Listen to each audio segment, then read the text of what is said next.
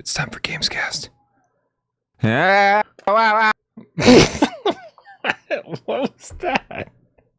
Isn't that what they do in the movies when they get woken up? I've seen that. Loads of Americans, they always go, let's get out of here. Is that like a weird American stereotype that you guys have over there? No, it's just what it's in the movies. In the movies, that's what I've seen. Yeah. I mean, the Game Cats will tell me. They'll list endless numbers of movies that was from. Uh-huh. I mean, I couldn't name one right now. You have far more faith in them than I do. That sounds like a cartoon that you're referencing, right? American cartoons. Maybe. Could have been an animated movie.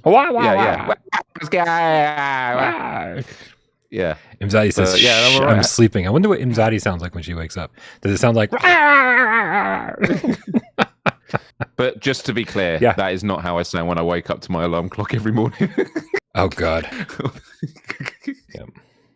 What's your alarm clock? Is it just a phone one? Yeah.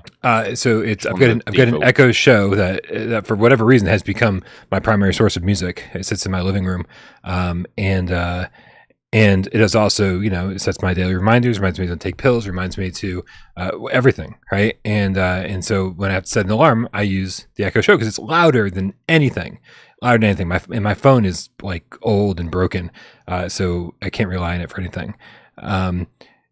And just recently, I started setting my alarm to My Chemical Romance music. Nice. And what a great way to wake up, man.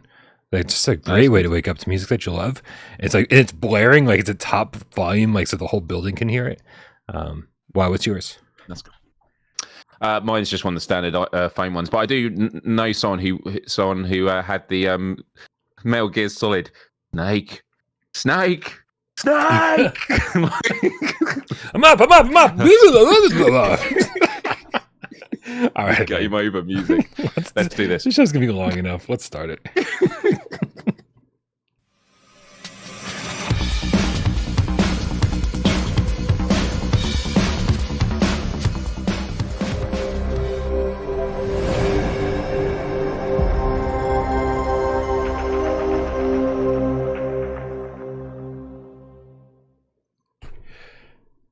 This is, I got to point out, Mark Pringle's leaving the chat says not one single movie comes to mind with that noise in it, Miles. This is PSVR GamesCast Live. We film live every single Monday, Wednesday, and 2 Eyes Friday right here on Without Parole. We do it live, 6 p.m. Eastern for your viewing pleasure. For all of those of you who like to listen with your eyes, for all of you who like to watch with your ears, we do this on podcast services of your choice. Thanks to our good friend, Jamie, who uploads them all the time.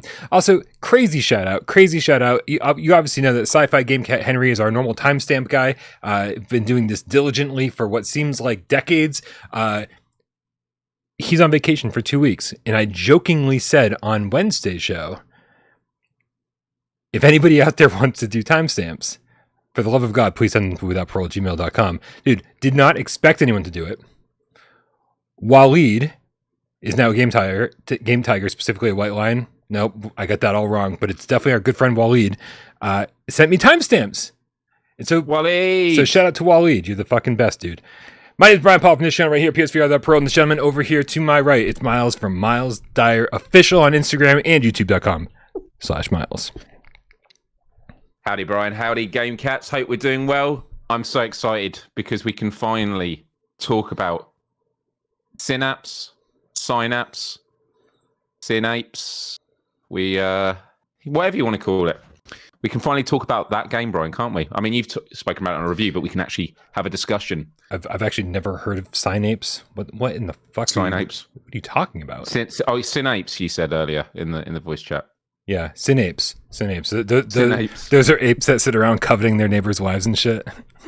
Yeah, it's the prequel to the Synapse. monkey poo on everyone racing, or whatever that game is called. Monkey see, monkey do, which is an actual real game coming to PSVR2 later this year. And I'm looking forward to it. It sometimes it feels like I'm still sleeping, and that there's no way this could be real. So great. Monkey see, monkey do. That's a thing. It's got to be better than Good Dog, Bad Dog, Miles. It's got to be. It's got to be. Yeah. I don't see how it could be worse. Can it be worse? I was going to say, can the bar get any lower? No. That is where the bar is lowest. The bar is just sitting on the ground when you play Good Dog, Bad Dog. Yeah. No one's holding the bar any longer.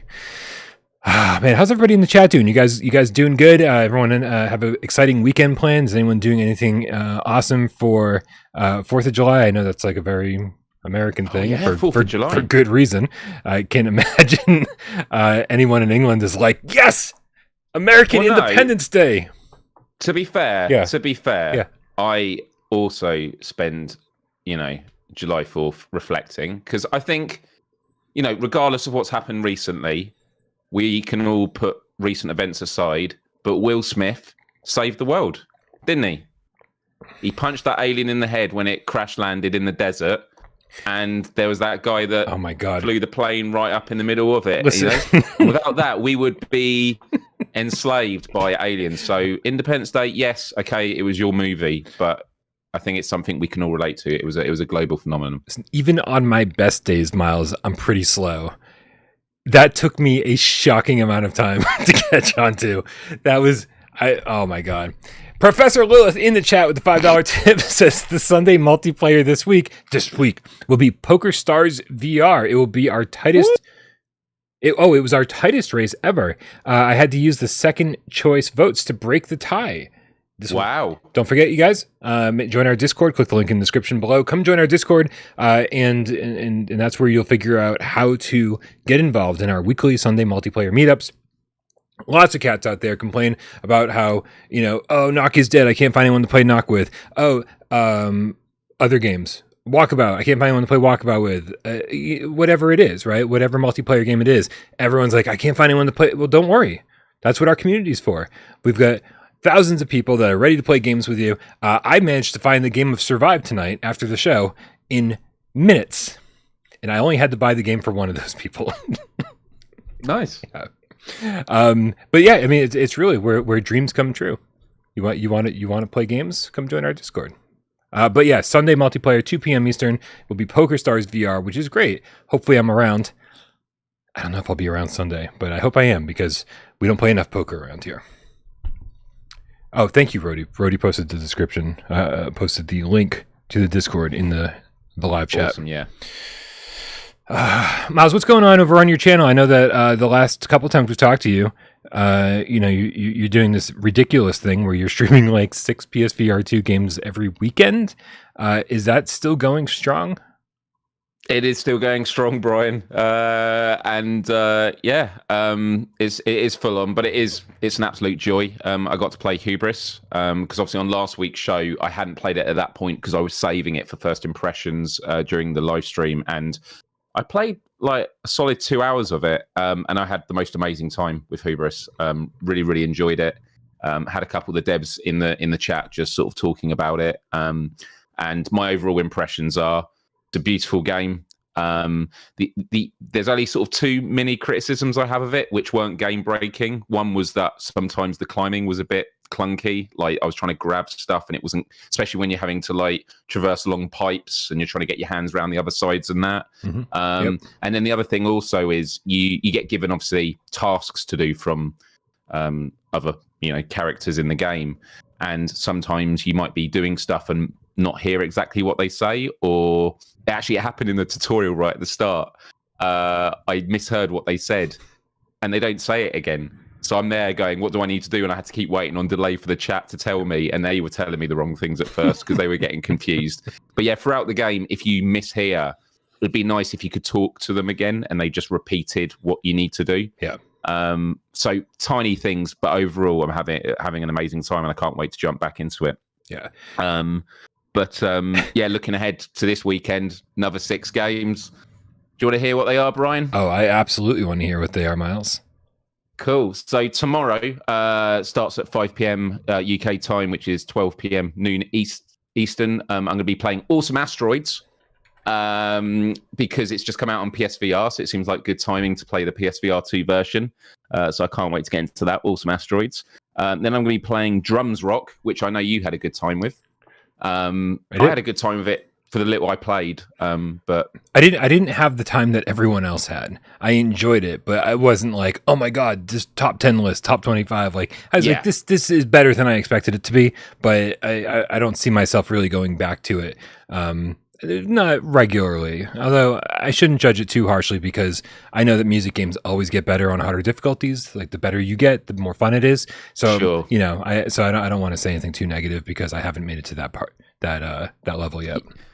The little I've played of it, I did like with the credits unlock like one of the extra tracks, which was an actual like metalcore song, sort of my sort of heavy metal, and I played it on sort of one of the harder difficulties, and I was like, oh, if there's more songs like this that you unlock, I'm gonna have a good time with it. So yeah, I'm looking forward to that. And then in the evening on Saturday, I'll be playing Gran Turismo 7.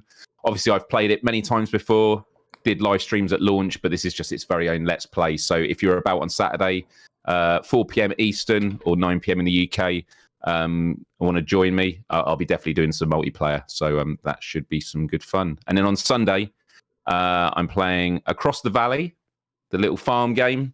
Something chill for the Sunday early evening. Then I'm jumping into Swordsman, and then ending off the weekend with Star Wars Tales from the Galaxy's Edge, which, again, I've played already, but I'm doing it as its own Let's Play. And yeah, so it's another 6 games, Brian.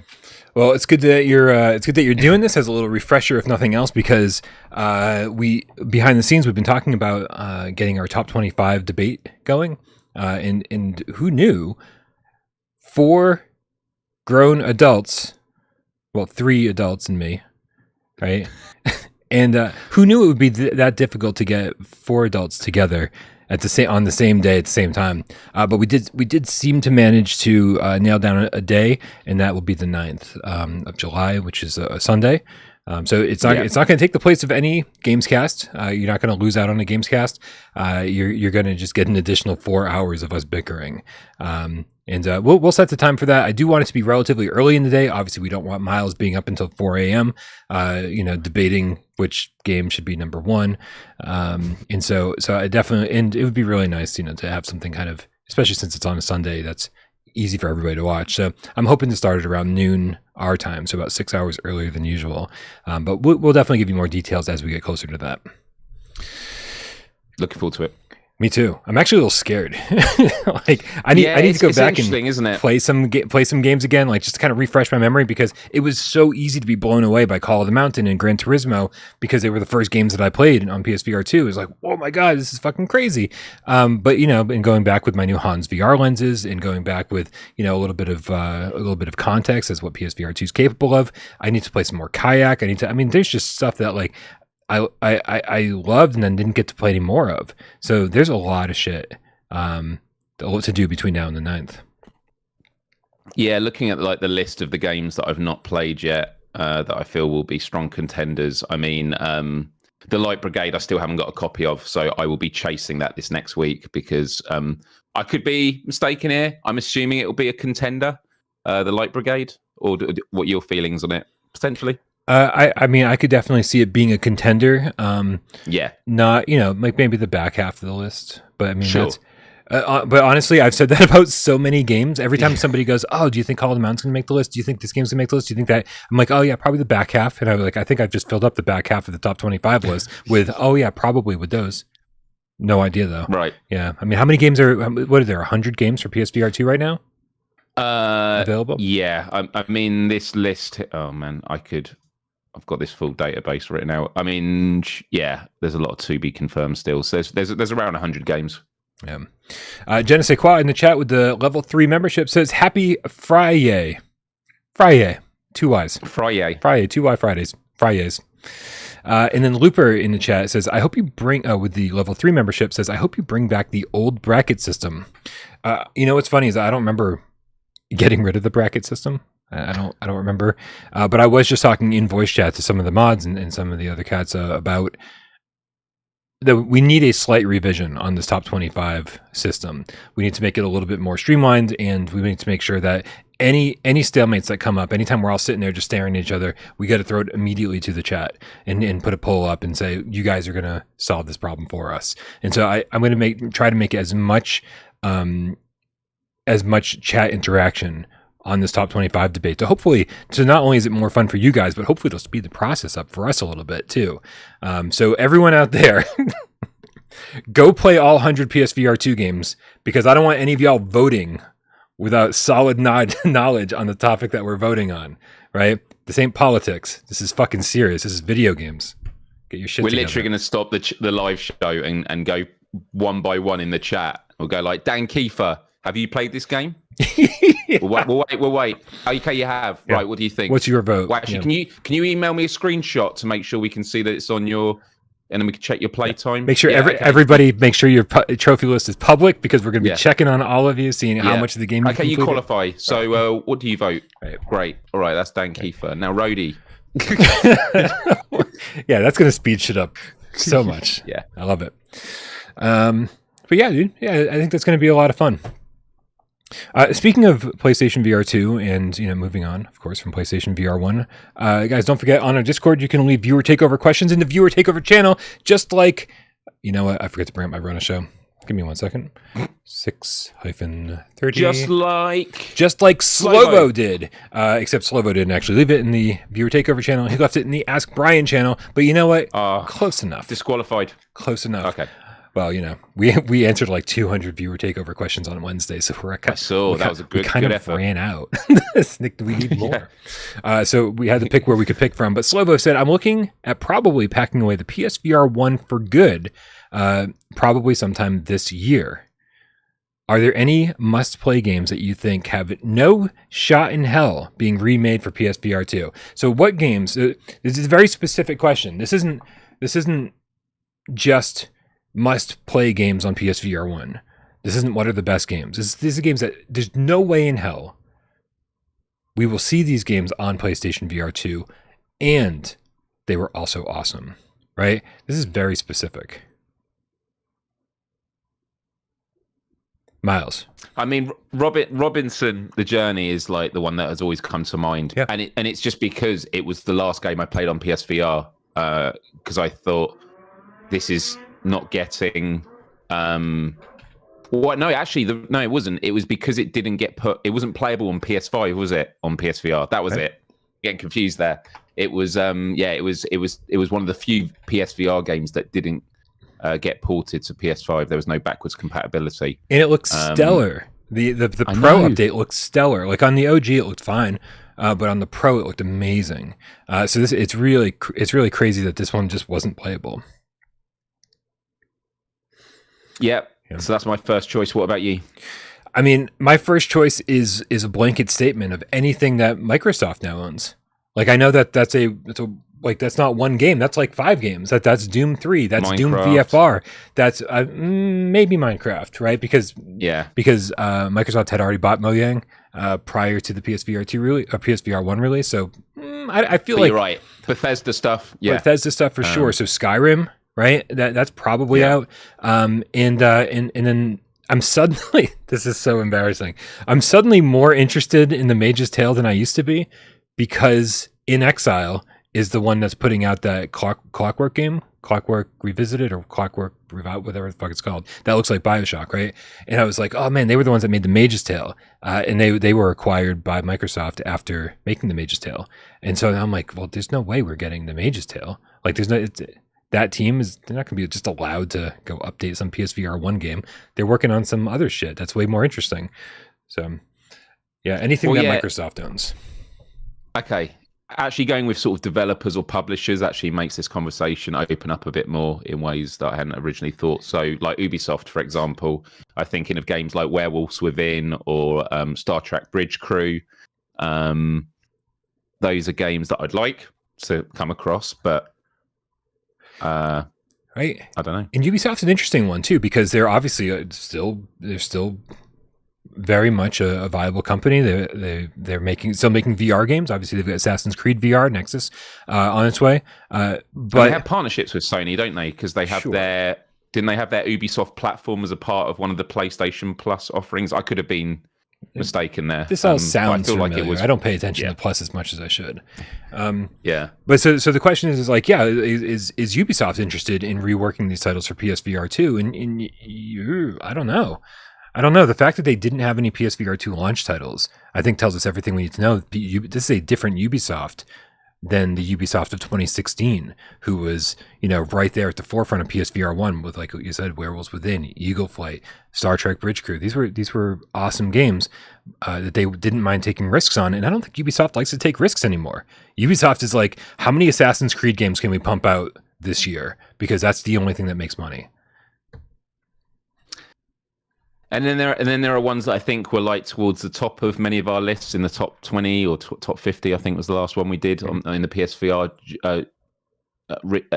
era. Can't even get the words out right. Era. Synapse. But I'm thinking I've got ones like Astrobot Rescue Mission. I'm looking here at like Until Dawn, Rush of Blood. We got Wanderer we heard recently, which was great. But the Persistence, super hot. Dreams, obviously, we know isn't going to be happening now. Blood and Truth, Catch and Release. A lot of games that would be nice, but then with all of them, I'm like, if they would do an actual PSVR2 new version, like not just an update, but like they were working on some new game which had like the spirit of whatever they worked on before. Obviously, we've got a new Five Nights at Freddy game being made. Star Wars Squadron's an interesting one because we were talking about it earlier. That's one that we could see potentially still coming at some point. But then you got Farpoint, things with the aim controller, and I Expect You to Die 1 and 2. I think these are all great games. I don't think that these are games that that fall into. I mean, for me personally, I don't think they fall into the no way in hell are coming to PSVR 2 category. Shell Games very much still making VR games, very much still, just because they haven't, obviously they're in bed with Quest right now, right? Because why else would you announce I Expect You to Die 3 only for Quest and not mention PSVR 2? Why else would you be holding back the release of Among Us VR? Like, why else? I mean, why else would you be releasing Until You Fall just like sporadically? Right on the PlayStation VR 2 store, like without like promoting it, without anything, like, and the fact that Until You Fall is there tells me like eventually we're gonna get the I Expect You to Die trilogy over here. We will eventually get Among Us, right? So I feel like the only real answer to this question is Immortal Legacy, right? I contacted Viva Games over a year ago. April of last year, Miles, and they have still not responded to me. I literally DM'd them and said, and I looked back and we had a very vibrant DM conversation, right, for years prior to this. I DM'd them and said, do you guys still exist? We'd love to see Immortal Legacy on PSVR 2. That was a year ago. That was way before PSVR 2 was here.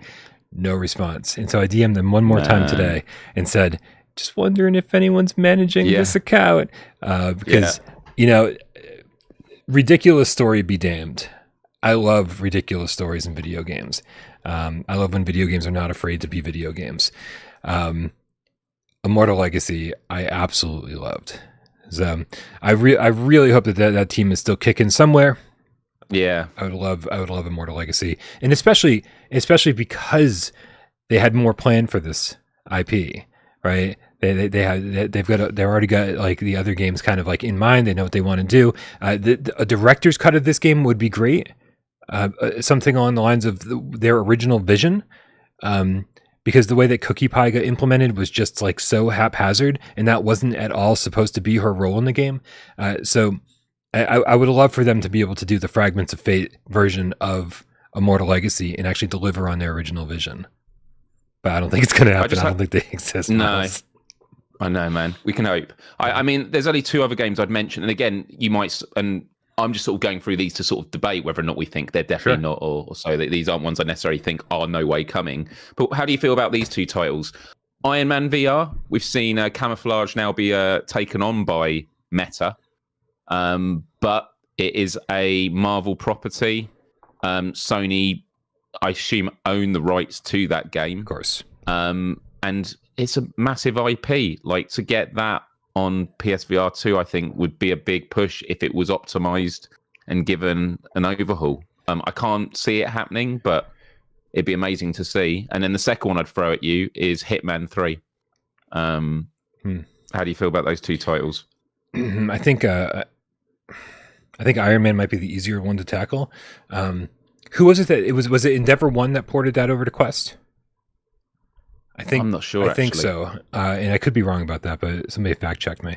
I think so. So the fact is that like we have Endeavor One. They're making the Arashi remake in conjunction with Skydance Interactive, and then and so if Endeavor One was the one who ported Iron Man over to Quest, then they could obviously they're familiar with the coding, they're familiar with the game. They could bring it over to PSVR 2. And yes, like Sony does own the rights to this. Like just because Camouflage is now owned by Meta, that doesn't change anything as far as I'm concerned. I think Iron Man is very likely to be coming to PSVR 2 at some point, maybe reimagined, maybe Iron Man 1.5, right? Because there was definitely a lack of variety in the missions and the enemies. But I thought unlike a lot of people, I thought that game looked really, really good. And I think, on 4K screens, everything up-resed, I think it could look really great, especially with the sense controllers and the haptic feedback. And having the tracking behind you, so you can actually put your hands behind you this time, right? Like fully, right? It works surprisingly well for Move controllers, to be fair. But yeah. Right. Another game that kind of came out half baked. I feel like some of the story stuff later in the game showed me stuff that I wanted earlier in the game. I didn't like all the teleportation and stuff like that. And then Hitman, like I don't know. I mean, they brought that to PC. Right, so possible. God, it'd be amazing to see that on PSVR 2. Just like because I didn't actually ever get to play it in the end, but like seeing the scenes where you go onto the dance floor in the club and kind of how they tried to render everyone, with the limitations of PSVR. Yeah, you just think about all those bottlenecks that will be removed with PSVR 2. It will just be incredible. Yeah, Professor Lilith says it won't be Hitman 3; it'll be Hitman: World of Assassination for PSVR 2, right? Which makes perfect sense. It was, the fact that Hitman 1 and 2 looked just as good as Hitman 3, like it seemed like those were just going to be bonuses, right? We go, like with Hitman 3, we were also going to play Hitman 1 and 2. It's like, that's cool. And then we did, and we're like, wow, this is amazing. We just got 3 AAA games dropped in our laps simultaneously. But there's a lot of good games on PSVR 1. The other thing is like, we are still early on, and so I think I personally expected a lot of these PSVR 2 remasters to be there at launch or soon after. And the more I talk to these studios, the more I'm hearing we just don't have anyone to do it right now, right? Because so many studios are working on their next big PSVR 2 game, and it's all hands on deck. It's like, who are you going to get? And so and there's not enough studios out there like VR Monkey who are like, we'll port it for you. Like, we need 10 of those studios in order to get all the PSVR 1 ports over here.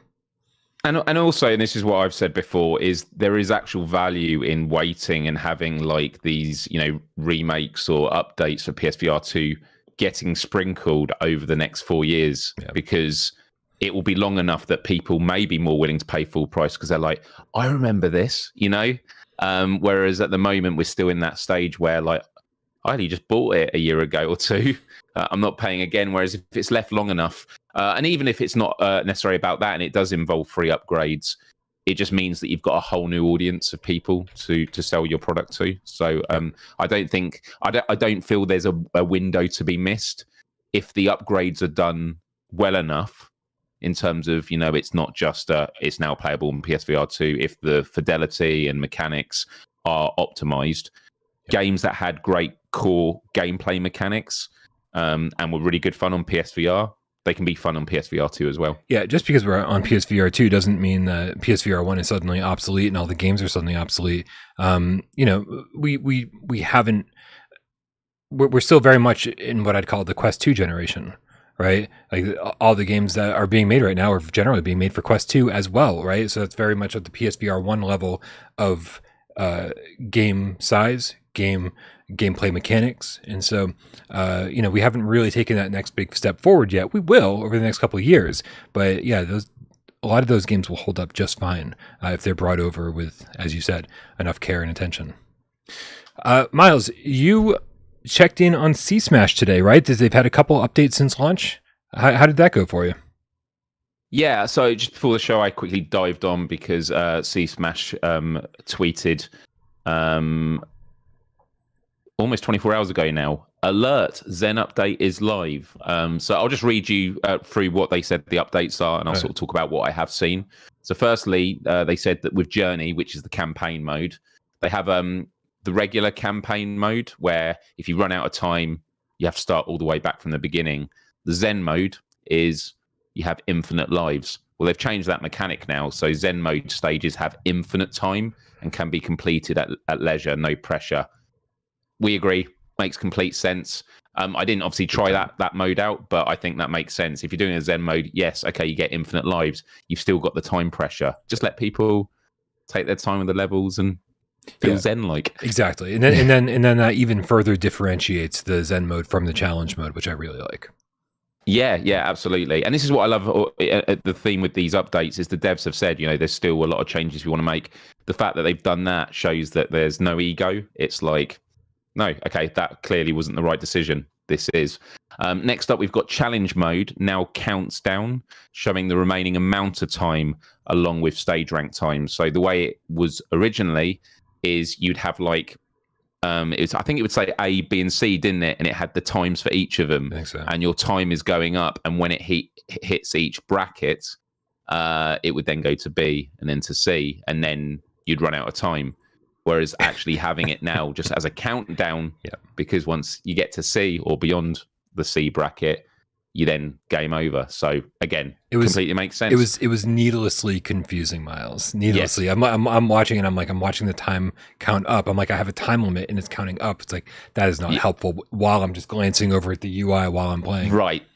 That's it. Yeah. And they said they've added 10 new stages to the journey / warm up. And I think you and I both agree, Miles, that there's no reason that journey mode shouldn't have hundreds of stages, right? A lot of these are reusing the same environment with just a little bit of a subtle color change, and so you just utilize that as much as you have to, and then each level is just like different blocks that you have to destroy. Like there's no reason there shouldn't be hundreds of levels in this game, right? That's my major problem with the Sea Smash was the amount of content we got for $30. It just seemed like it was a little skimpy. And so I really hope that this 20 levels is just the start and that they keep with every update. Here's 20 more, here's 20 more, here's 20 more. And journey mode gets just to be this ridiculously big bloated thing that you can play for hours and never see the end of. Absolutely. Totally agree. And I think one of the things they did update a few days ago with launch, I'm just scrolling down on Twitter to see it now, but didn't they say that one of the features they're working on is an infinity mode? Yeah. Like which will probably lend itself to that you just keep going and going and seeing how far you can get. I mean, I think that's awesome. Yeah. Cool. Moving on, they've added a warm-up mode for single player.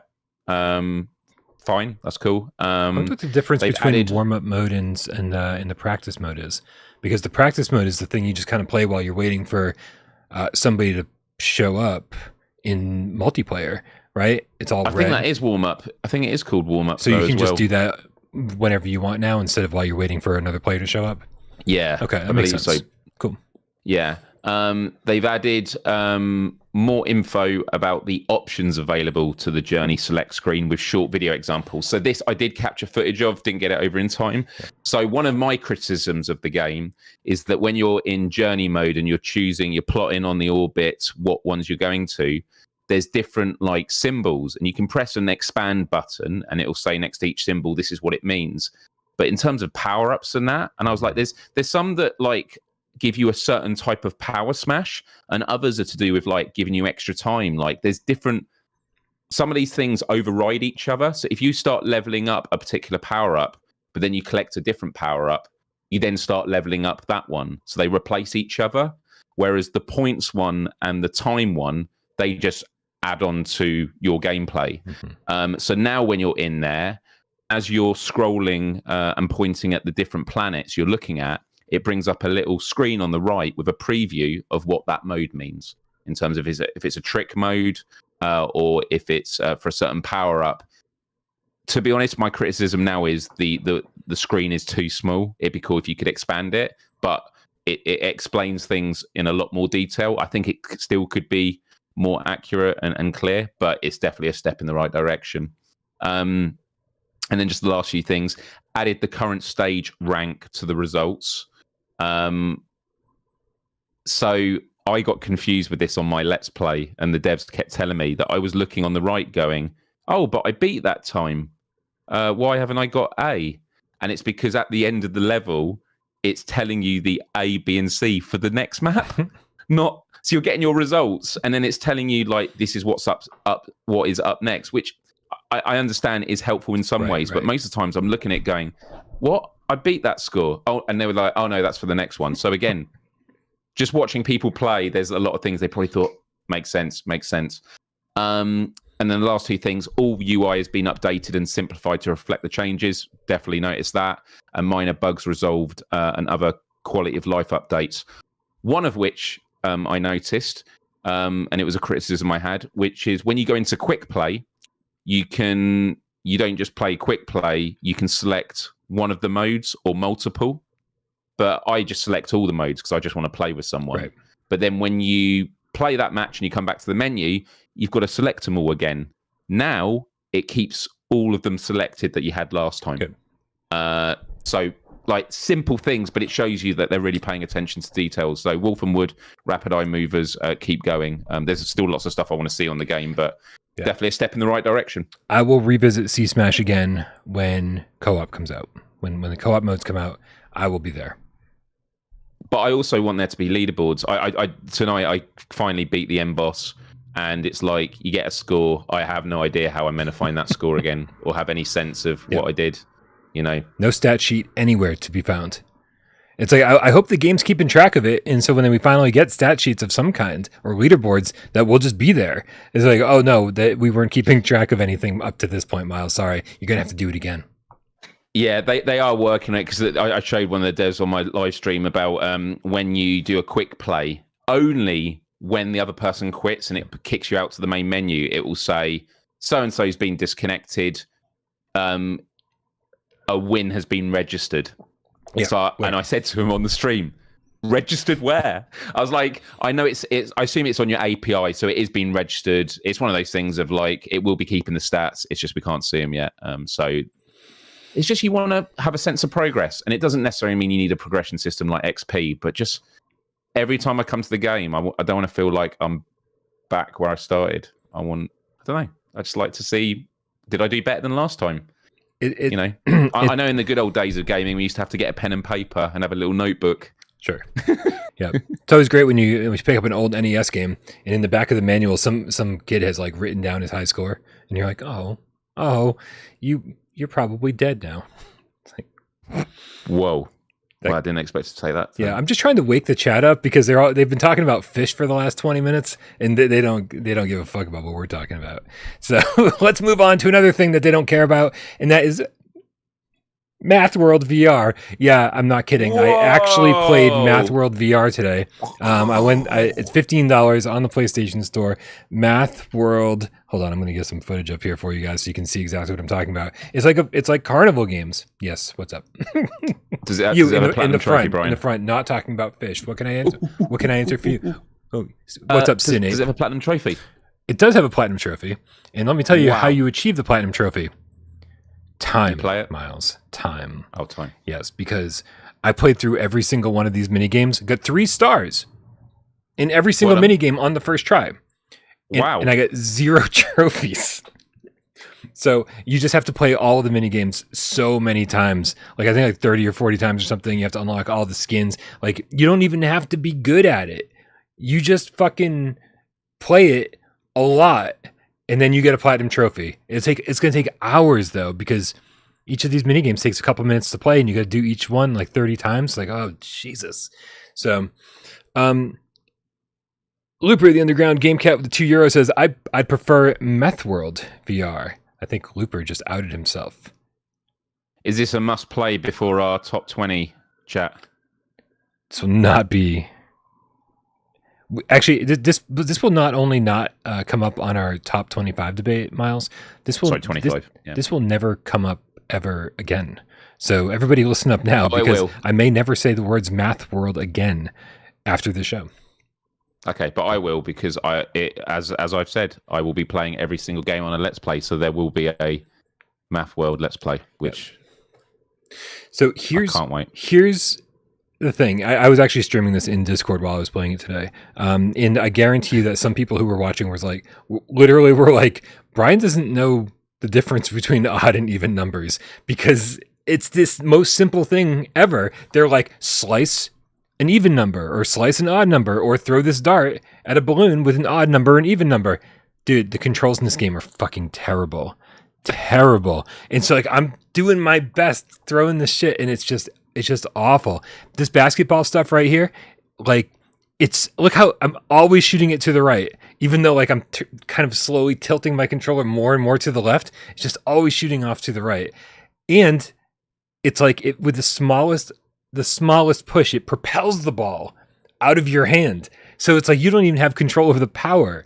It's like, it's trying to help you so much. It's trying to assist your throws to the point where it just hinders everything that you're doing. And I can't quite figure out how the game wants me to throw shit in the game. But when it works, like on the archery was really good. And there's one with just like a laser gun or something. You get into this whole thing that I like about, like, remember Brain Age on the DS, where you're solving quick little math equations, like very simple stuff, like 3 + 3, 3 divided by this, whatever, and you just, and it seldom gets even into double digits, but then it's like, hit all the multiples of 12, and then you're like, and your brain's, go into overdrive solving not hard equations, but lots and lots of super simple equations. And there's something very satisfying about getting those right. And I just wish the controls were better, because there would have been some fun to be had here. But as is, I don't think it's terribly fun at all. That's a shame, because I always find with PSVR games or PSVR2 games that are bad, they tend to leave me feeling numb. But when they're mathematical bad games, they leave me feeling number. Oh my god, I'm so done with you. I am so done. We're canceling the rest of the show, guys. Sorry if you wanted to hear about Synapse. I can't do this. Nope. Number. I couldn't even bring myself to finish it. Oh my god. I just knew that the sad disappointment was coming. Number. I'm crying now. Sorry. Number. I got out of my system. At least Wes laughed. That's pretty good. There we go. Yep. It was worth it. Okay. Unlike Math World was not worth it, and that's enough talking about Math World, I think. It's too bad. Too bad. Everything's like crisp and clear. Like, right, it looks clear. The graphics are lame, but like, I don't know. It was. Is there any head rumble? Is there any head rumble in it? I don't remember any head rumble. I don't really remember much in the way of haptics at all. So, yep. All right, man. Well, then it's probably time to talk about some Synapse. Obviously, yesterday I put out my Synapse review, which I put a lot of time and effort and work into, only to be yelled at by people that I don't know how to review games, obviously. So, Miles, let's talk about your impressions of the full game, because I have gotten my opinion out there. So you tell me your thoughts, and that'll be our jumping off point. Sure. I mean, firstly, I just want to say I've been dying to talk about this game for weeks now. Obviously, we got to play the early build. Yep. We could talk sort of first impressions, but when we spoke about the early build and our initial impressions, a lot of the caveats were, this is a lot of fun, but our concerns are, as a full-fledged game, is there going to be longevity, in terms of number of weapons, number of enemies, how long the game is, all these sort of things. Right. Almost all of my concerns around that were, knocked out the park. They were totally fine. And when it comes to this game, I had so much fun. When I first put the headset on to play the full game, it was on the Saturday morning of my first day of doing the 3 Let's Plays in the evening. So I was going to be doing 6 hours of live streaming in the evening. I thought I'll just play an hour. And I know that you have a similar story to me, Brian. It was about 3 or 4 hours later, getting told the battery was low. And I was like, okay, I need to stop playing this. Yep. But it was one of those games where I could feel the smile on my face as I was playing it. This is a power fantasy game. The movement is so quick and fluent. Simple things like being able to vault over walls and that. You just grab it and you can throw yourself over it. And I'm tempted to say that I think this is the first... I think this is, in terms of media, this is the closest you're ever going to get up to now of feeling like that you have telekinetic powers, because you're literally looking at items with your eyes. It's using the eye tracking. Mm-hmm. And the more you play it, the more you just sort of, I'm going to look there. You sort of, you can drag the barrels or the enemies. You can drag and bring them towards you and shoot them, or take over their bodies so they start attacking other people. And I kind of feel like, because that was the selling point of the game, I think it's very easy to like go, well, of course, that's what the game was. Yep. I think it's a pretty remarkable mechanic that they've done, and that it's been executed flawlessly. So initial impressions, absolutely love it. There are definitely issues I have with it, which we're going to get to in a moment. And if I was to give it a rating out of 10, which I don't often do, I would have given it an 8.5 out of 10. Yep. I think that's totally fair. I felt bad giving it an 8, right? Because when I first stepped into this game, what's funny is I actually think nDreams did themselves a massive disservice. I think they need to stop releasing demos. No offense to anybody who loves demos. We all love demos. But like, come on, like the Frack demo was the first half of the game, right? And so all of us who bought Frax had already played the first half of the game, and then we're like even more disappointed when the game was incredibly short, because we felt like we had already played the first half. So then we feel like we got really ripped off. And then when they sent out these demos to YouTubers and journalists and everything else like us, I think they did themselves a massive disservice, because then when we finally get our hands on the final review build, all the great stuff that we loved about the demo had already sort of faded away. And so then what we're left reviewing is our complaints about the game. And I think that's a problem, right? Because then you're not actually reviewing the entire gameplay experience. You're no longer talking about what a great feeling it is to have telekinesis and running around, and like you said, Miles, like, you know, grabbing ledges and like throwing, like propelling yourself off of them, and all the different combinations of things that you can do, catching grenades in midair telekinetically, and then thrusting them back at your opponents, and then pulling the trigger again telekinetically, blowing the fucking thing up. Like it feels so good to play, but I think too many of us forgot about that stuff and said, oh, there's no final boss, oh, there's only this many weapons, oh, there's this many enemies. Because when I started playing the final build, I was like, this is a 10 out of 10. I never do this. I never start at 10 and work my way down, right? Because very seldom do I ever get the impression right off the bat that something is a 10 out of 10 or something is amazing, right? I started Hubris and I was like, I don't think I like this game very much. Like, it took a while for it to get going, right? And then once it got going, I fucking loved it. And that's how I am with a lot of games. My first impressions of a lot of games are way lower than they end up being inevitably once I really understand the mechanics and once I've really played the games. But with Synapse, right from the get-go, I was like, this is a 10 out of 10. Right? And it was only later, once I started analyzing the crap out of it and finished it 3 times, that I started going, this, you know, that there are things missing here. But the fact is that initial feeling you get is, this is everything I've ever wanted from a VR game. And that's a great feeling. And I think too many people who had the game early forgot what that feeling was like when they started reviewing the game. Yeah, I understand that. I'm in two minds about the demo thing, because the demo definitely made me more excited for the game, which is what you said, by the way. I know that's not a disagreement there. And it probably got me talking and hyping it up a lot more. So from a marketing perspective, it was definitely the right thing to do. Yeah, probably. When it comes to reviews, people in the Game Cats in the chat now are like thinking, is this game for me? I for me, this is a must buy, with the caveat, which is if you're someone that is going to be annoyed if a game is not going to be, replayable for, days and, tens and tens of hours. And there's some of us that will like, oh, that might bother me, but if it's still a good game, it's a good game, then still get it. But if you're someone that is definitely going to just be furious about that kind of thing, that's how you justify, understandably, games are expensive. You want to invest money into a game that's going to last you so long.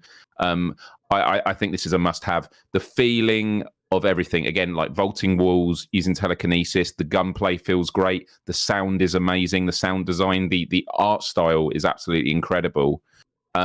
But my biggest takeaway, but by the way, the number of guns I actually didn't have a problem with, because I found I had my own kind of loadout that I sort of worked towards anyway.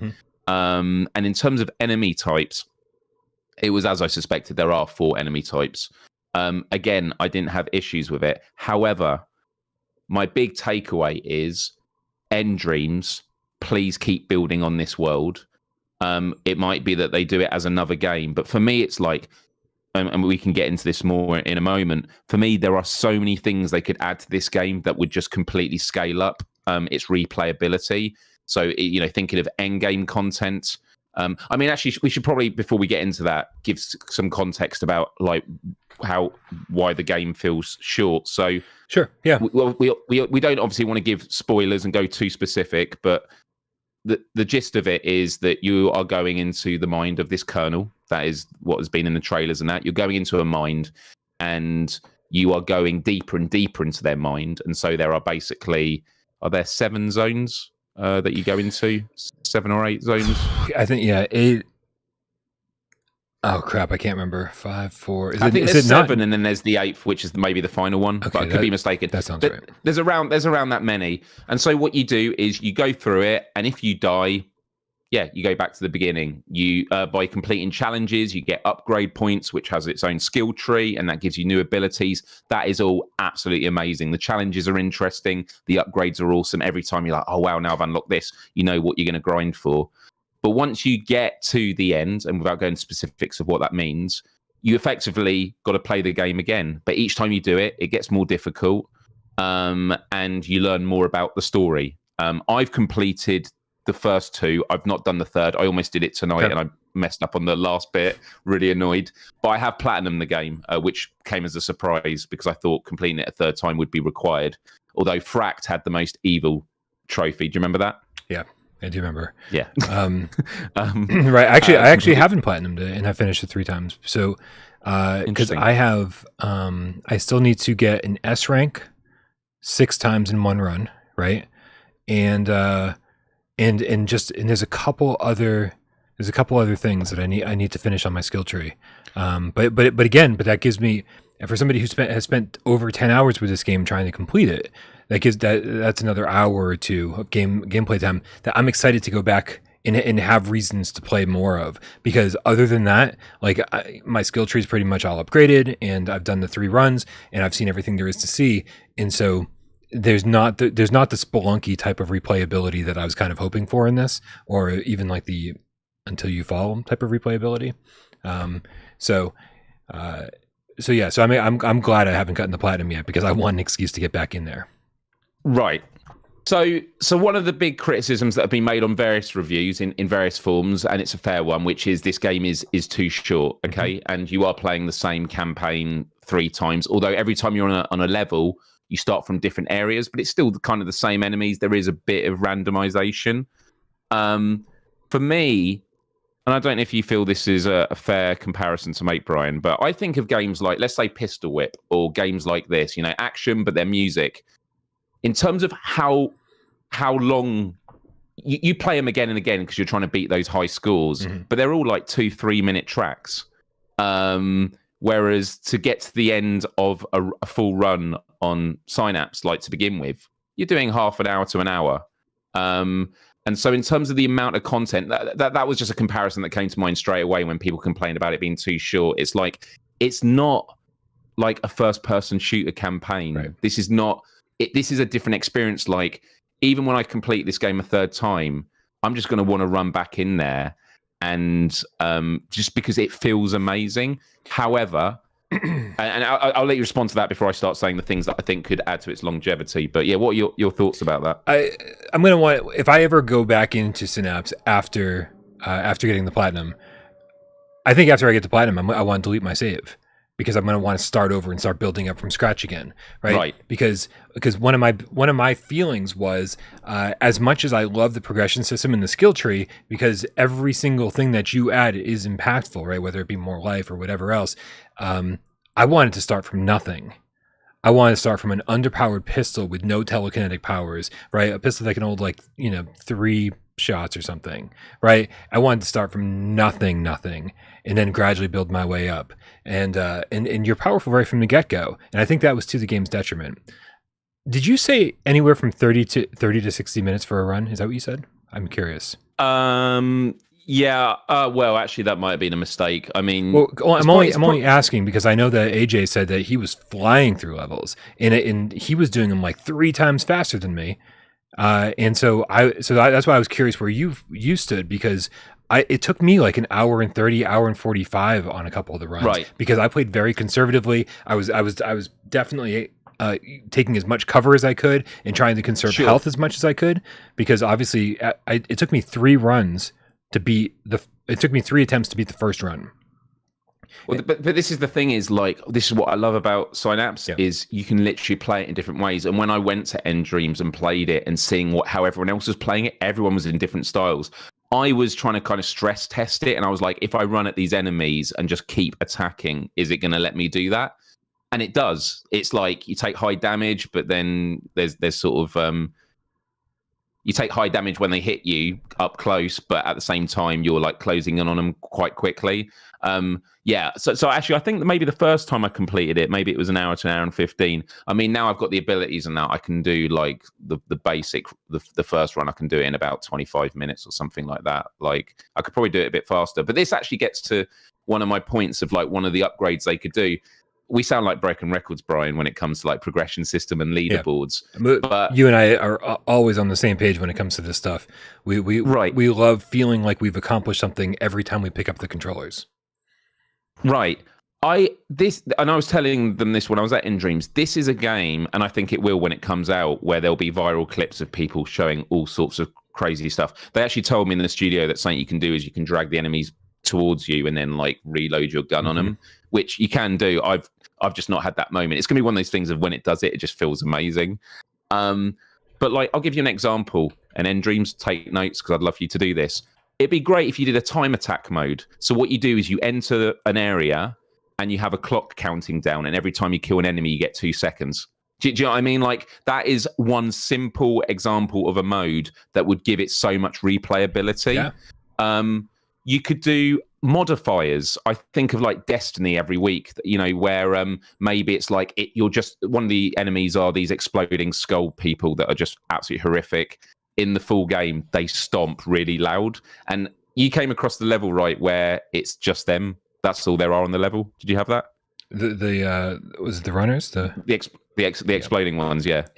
When that first happened, I thought it was a glitch, and I was like, Jesus, they keep coming. It was no, the whole level was just them, and I was like, Jesus Christ. The funny thing is, up until that point, every time I'd encounter them, I'd always stumbled or done something stupid, and they'd gotten to me, and I was like, not you again, motherfucker! Or I'd turn around and one was right in my face. I'm like, come on, this is ridiculous. And so when there was a whole level of them, I was like, okay, you are forcing me to learn to deal with these guys right now.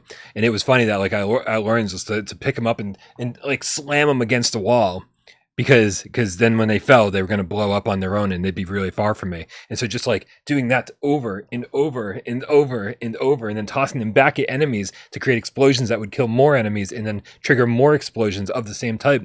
It's really fun to try to figure out what strategy works for yourself. Yeah. No, that's absolutely right. So yeah, I think leaderboards, I think weekly challenges are modifiers. So it's this week's challenge with a leaderboard is you're given this loadout. Yeah. This is the loadout that you have, and you've got and it's it's remixing certain stages or areas. And this gets to the heart of my concern with this game is I don't want nDreams to move on. Like, it happened with Fract, and the learnings they got from that is what got invested into this, and I'm really glad they did it. And like, Fract was towards the end of the PSVR cycle, and obviously I just worry, and I don't know what the answer is here, which is nDreams as a company, they've got loads of projects going on. Is there actually an environment where they go, if this game blows up, we'll put more dev time into it to actually give it long-term content? Because I kind of feel that has to be a decision that's made before the game's even out. Do you know what I mean? Because I feel like if this game is a success, I worry that they're not going to add on to it. They'll just say, we'll make Synapse 2. And I don't want that. I mean, of course I do want that. But I just feel like what they've got here is a world that I want to spend more time in. Mm-hmm. It feels amazing. And like the skill trees and everything. A glitch I had earlier was it was saying new upgrades are available because I unlocked some upgrade points, and there aren't. I unlocked the whole skill tree. But there are loads of like abilities they could do. So there's a currency in the game called Defiance, yes. Which enemies drop when you kill them, and that is what you can use to spend on particular upgrades at these different node points and that. But something that always annoyed me was if you kill a load of big enemies in the distance and you can't quite get to them, the Defiance, it sort of disappears after a while. So, you know, an ability where it's like the collection range, like a magnet, is widened so you can actually collect them from a longer distance. There's just lots of things they could do that. But I think time modes, leaderboards, modifiers, weekly challenges, things that just make people want to come back again and again. I mean, Returnal did it.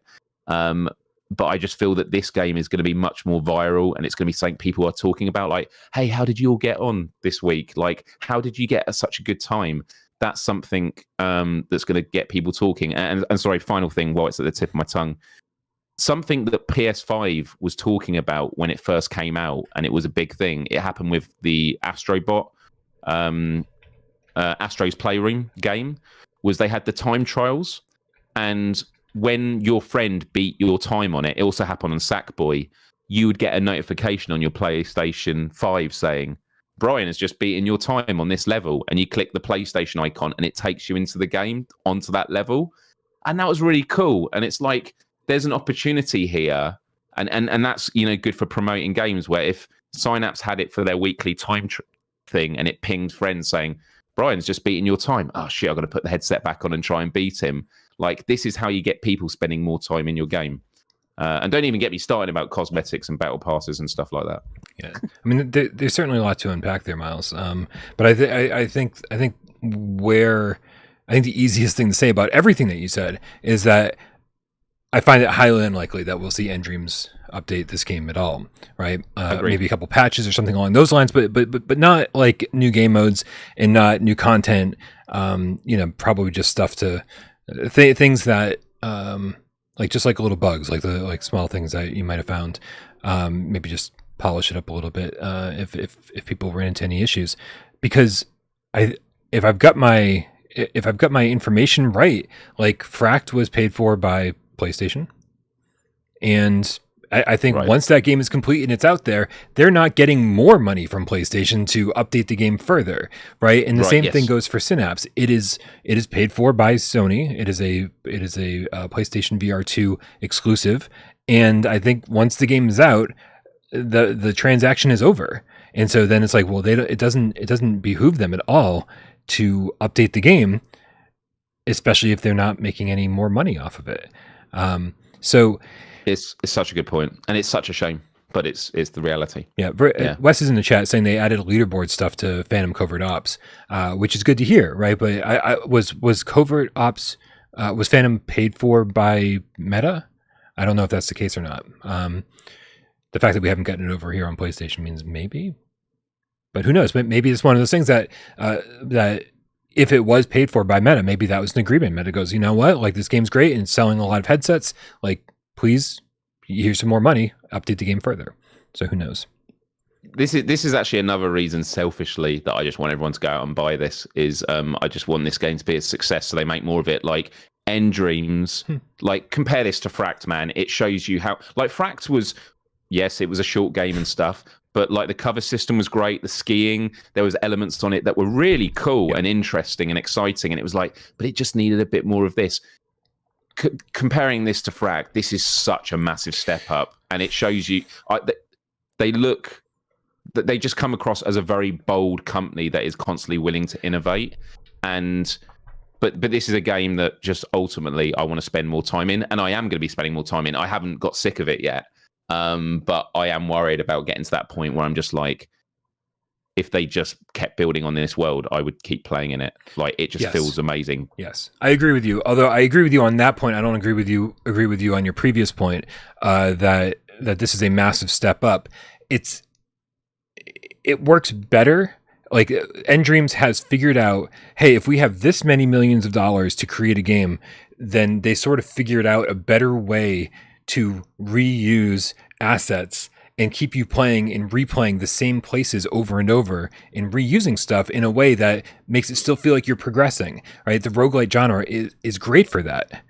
And I think that's the reason they did it, because I don't think there's not much more content here than there was in Fract.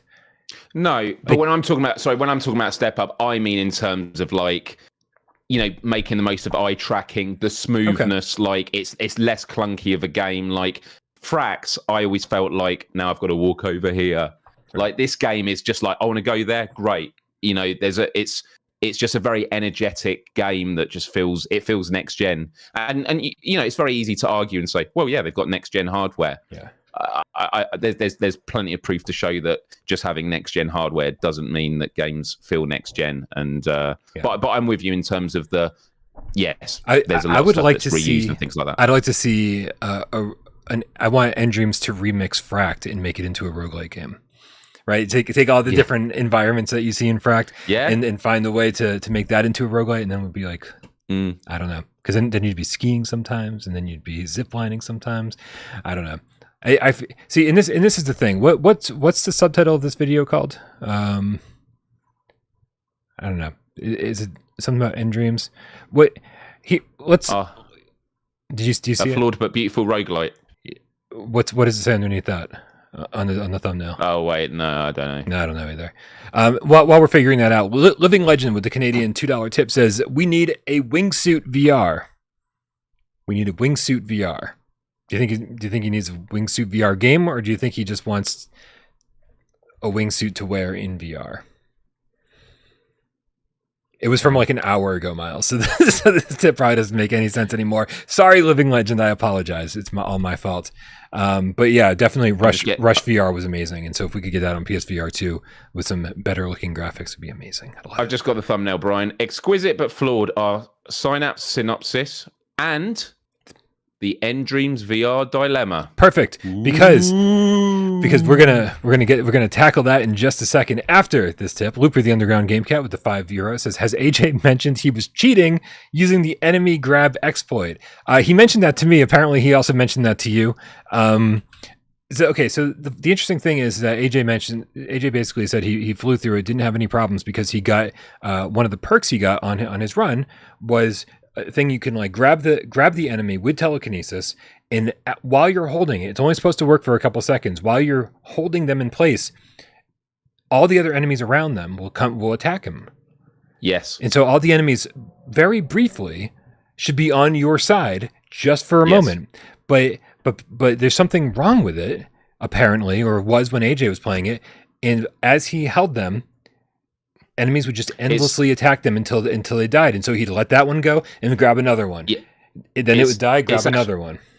So it's not as you hold them. Basically, when you use telekinesis, everyone starts attacking them, and that's it. And there's another one that's very similar, which is when you grab them for a while, they will fight on your side for a bit. Yeah, the last one you grab with telekinesis, yeah. This one isn't the last person you used, and the first time I completed it, that was the exploit I used. I went through the end of the last level, just grabbing everyone, just swiping down on everyone, and everyone was just getting shot at, and everyone killed each other, and I completed it really quick. So I reported it to them, and I think they know about it, because I said, simple fix for that is just have it like the other perk, which is they'll shoot at the last person that you dragged, but for me, that felt too OP. But you're not always guaranteed to get that perk. Well, and see, I only got it once ever. And it didn't work the way that you're talking about. Like, not for me. It didn't seem to. It seemed to work properly for me. And so hopefully they can fix it, because I wasn't able to exploit it. And so, and because obviously if the game's just too easy and you can just walk through the entire thing, that's just going to ruin it for you. Like there needs to be some challenge, and with roguelites, just like the persistence and until you fall before it, dying is all part of the game. Like you die and it's not the end of the world. It's actually cool because then you get to go back and upgrade some of your skills, complete challenges, and then go back out even more powerful than you were before. And then you get to go try again with all your new skills, with all your new weapons. And so I feel like I don't know. I feel like I almost wish this game was ridiculously over the top difficult. Like as I mentioned in my review, I love when roguelites kill you in the first 5 minutes and you're just feeling overwhelmed and you're like, there's no way I can fucking do this. Like this game is too difficult for me, because that's the feeling you should have. You should feel overwhelmed and outnumbered and overpowered.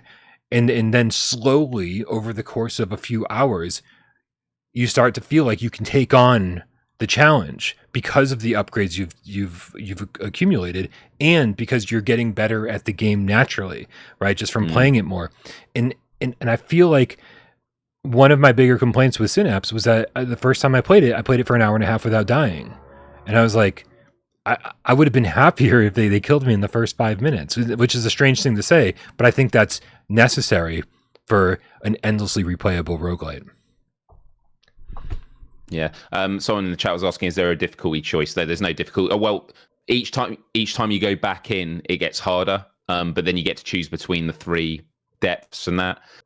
One of my favorite builds is there's an ability that when you grab people with telekinesis, you do more damage to them. Yeah. And then you can get another one, which is you do more damage the closer they are to you. So you bring them, you grab them, bring them towards you, and it's glorious. It is really satisfying using some of these abilities. But I just love the art style and everything. Like even the voices of them, like you're in someone's mind. It feels just weird, like hearing the echoes. And I actually like how a lot of the story notes are done. Actually, this is a question I have because I wasn't sure. So when you're playing the game, it's during levels, but also at the end of some of them, you'll hear some narration. And then there'll be like, I'm going to describe them as sort of like memory statues. Like there's one early on where it's like a SWAT riot shield and like on fire in the ocean. Yeah. So as they're talking about a memory, you see this sort of like massive statue of that memory, and a lot of it is symbolic. Really, really cool. When you play it on the second, difficulty, and then the third, and you learn more about the story, you don't see any new statues, do you? I don't believe so. Now that you're mentioning it, like. Because you're not going through the exact same set of 9 levels again, right? Like because you'll see the same levels, but you'll start in different places and places that you couldn't access before, or you'll see, or there's more. There must be more than 9 stages that you play in, because I think they threw a couple new ones in. I can't remember quite well enough to be honest with you. But no, I know the randomization of where you start is on any of the levels, so you can play the first difficulty and it will randomize where you spawn and where the exit is. What I'll tell you about the story, Miles, is that, and sorry, I was copying and pasting comments. What I'll tell you about the story is that I really enjoyed the story, and this is something I didn't talk about at all in my review. I enjoyed the story that they weren't telling in this game. Right, because this game is heavily influenced by a lot. I don't want to talk about it. I don't want to talk about what it's influenced by. I don't want to talk about what the real story is that they're telling here, right? Because I enjoyed deciphering the things that they were saying, okay, yeah, we're in somebody's mind, and it's David Hayter's voice, and it's Jennifer Hale, and all right, cool. Like this is very much a Metal Gear Solid interaction type thing, right? But there's so much more to the story. Like when I called it background noise, I intentionally didn't go any deeper into that, because I feel like the story that they were actually telling, if you read deeper into it, is so much better. And so I just agreed. I played the fool in my review just so that I didn't have to really bring that up for people who were just wanting a quick review. And I'm glad. And I enjoyed what they were really saying so much more. I'm glad, and I loved actually the way the story was told, because it's kind of like, again, it's just the art style, and you're in this world. It's someone in the chat was saying earlier, concerns me that it's just black and white. And I know that's been a common concern. Yeah. And actually, I have to say, when I saw the initial trailers, I was like, black and white, it looks kind of cool, but it'll probably get boring. Yeah. I can't begin to explain how amazing it is when you're in it. The black and white style, and it's not all black and white. There are things that are accented with color. Yeah. It works. It works. Trust me. It's a beautiful looking game. Yeah, and I will say, I mean, you know, I can't. I think the later levels, right, because it starts to get foggier, and like there are levels that are almost like washed in fog, where it's like you're like I was, even though I've got my Hans VR lenses in now, I was still squinting because I could see kind of a silhouette in the fog, and I was like squinting as if it was going to help. It no longer helps, and I was like, oh man, there's an enemy way up there that can see me that I can't quite reach, right? And it's like, but the downside is I loved the contrast between those dark marble reflective areas, the sandy beaches, the water that was flowing in, the sky that, you know, there was these weird contrasts between textures, reflections, softness that worked so well in the introductory levels. And I feel like some of that got lost later on. I like that I like that they changed it up and that we weren't seeing that kind of stuff the whole time, but I sort of wish they had taken that motif and ran with it a little bit more. And so artistically, I love the way this game looks. But I think all the great stuff really is at the beginning. It just makes me wish that nDreams was given more budget or more time to make it an even bigger game. And I know that like Jimmy from nDreams is going to be like, same as Fract. It's like, you know, the biggest criticism is it was too short. But I don't feel that the criticism on this about its length is the same as Fract. I don't think it's the same. No. I mean, it's going to concern some people, but I haven't actually asked you this question bluntly, Brian. I've said that I think it's a must-buy unless you're going to be concerned about duration. What are your feelings? Sometimes you got to pay the extra $10 to get the game that you want to play.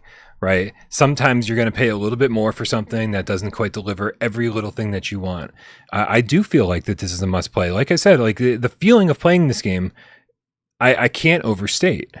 I feel like the initial feeling that I think everybody will feel when they get into this game will be like, this is a 10 out of 10, right? And it's not until hours later where you start noticing the imperfections and the things that you wish you could change. And so yeah, I think this is a must buy. And I don't think, like, I kind of have a feeling that my score is not going to age well. That like whereas I'm already wishing I brought Hubris down to an 8.5. I'm already kind of wishing I brought Synapse up to an 8.5 from an 8. You know, so like it's going to go the other way for me with this one because it's just so much fucking fun to play. And I think we need to emphasize that in scores more. How much fun was this game? Yeah, it might be missing a few key components. But like, it's so much fun that I recommend everybody play it. Everybody try it. It's VRAF in the mechanics of the work, and again, in such a strange way. It just reminds me of other games I've played that are like first person shooters, and I'm like, they're all good, but it makes them feel a bit more sluggish. Like the best way I can explain it is for those of you that have played the modern Doom games, like Doom Eternal, they've reignited the old feeling of classic Doom, the speed. It's like it's unnaturally fast paced. And it's all about like just complete constant motion, not stopping, rip and tear.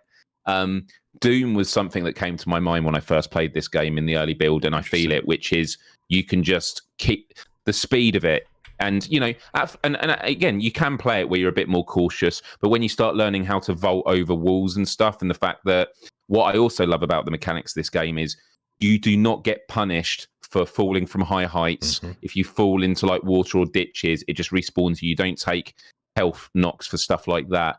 The only way you can take damage is from enemy fire or explosions of barrels that you've blown up. Yeah. So if you're going to take damage, it's because of the combat. yeah, exactly. So yeah, that Doom is something. Look, I'm not saying it is a Doom game. It's not, but I just mean in terms of that fluid nature, just how smooth everything moves. It plays really well, and yeah, I want to jump back into it. Yeah, this brings up the kind of final topic for the day, which I really do want to get to this time. I think I tried to bring this up before, so let me read 2 tips, and then we'll get to our final topic. The Game Cat Cowboy Dan with the level 1 membership says, "Hit the like button, guys. Hit the like button. Thanks for being here. Yeah, do hit the like button, everyone. We appreciate you being here, and if you want to do something for us, click the like button."